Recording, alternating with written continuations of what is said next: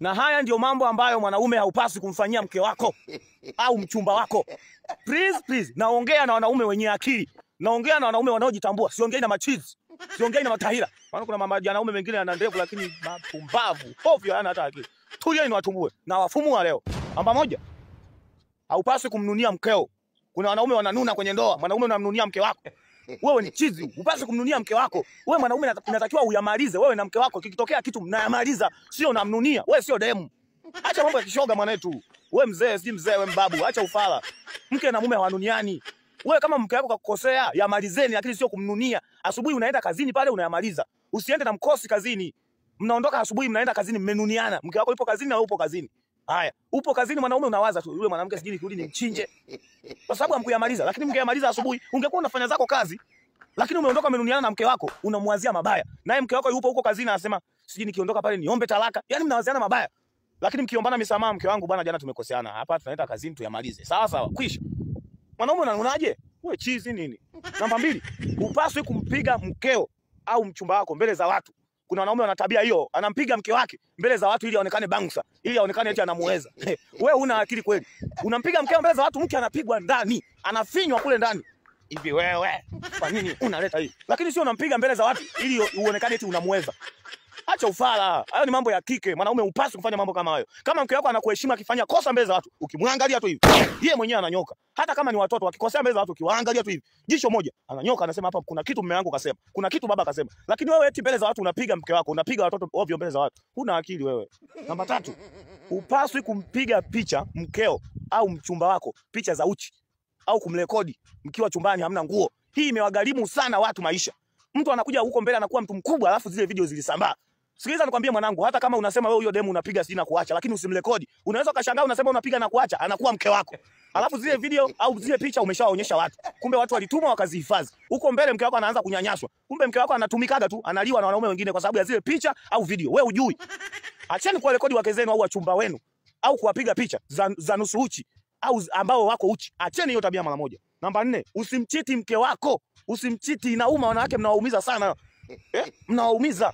Basi kama wewe ni malaya unamchiti mke wako, jitahidi asione basi. Sio unamuonyesha mbele zake, inauma, acheni ufala. Namba 5, usiache kumhudumia mke wako uliyemuoa kwa sababu ya mchepuko au eti kwa sababu ana kazi. Unaacha kumhudumia mke wako kwa sababu ya mchepuko. Unaacha kuhudumia familia yako, unahudumia watoto wa mchepuko. Wewe huna akili. Unaacha kumhudumia mke wako eti kwa sababu mke wangu na yeye ana kazi. Mwanaume, yani wewe kazi ya kumhudumia mkeo iko pale pale. Hata mke wako akiwa anaingiza milioni 100 kwa siku, wewe unaingiza 50,000 kwa siku. Kazi ya kumhudumia mkeo iko pale pale. Lazima kumhudumia mkeo. Hiyo ndio huduma, ndio maana mke wako atakuheshimu, atakujali. Familia yoyote inayolelewa na mwanamke, alafu mwanaume yupo, mwanaume anadharaulika, familia na yenyewe inadharaulika pia. Namba 6, usiache kula chakula cha nyumbani. Kila siku unakula mgawani kwenye mahoteli. Rudi kula chakula na mkeo. Kuna kitu unatengeneza na mkeo, kuna mazingira. Kuna wanaume hamlagi vyakula na wake zenu. Na nyinyi wanawake pikeni chakula vizuri. Unapika chakula kama vile unapika makande.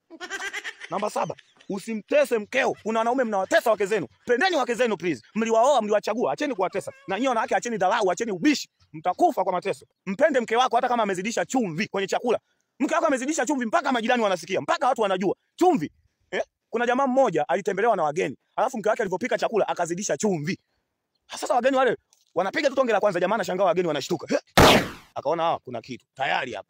Jamaa na yeye mwenye nyumba anakuja kupeleka hivi chakula mdomoni, anagundua chumvi ni nyingi balaa. Chumvi ni nyingi. Akasema sasa hapa mke wangu siwezi nikamwaibisha. Akamuita mke wake, mke wangu, ambe njoo. Mke wake alipokuja akamwambia niletee chumvi. Nikuletee chumvi? Akaleta chumvi nyingine, jamaa akaongeza. Akasema na nyie niwaongezee kwa huko. Akasema hapana, hapana.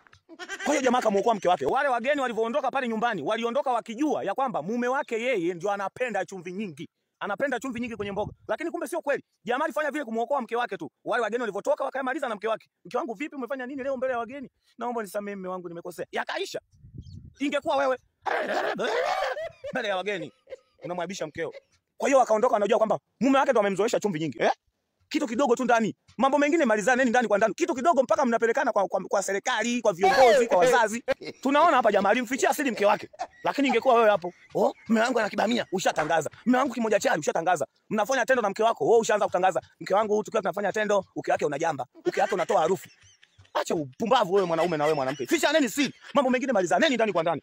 Mpaka watoto wasijue. Kuna mnafanya mambo ya ajabu mbele ya watoto. Mnawatengenezea taswira mbaya watoto.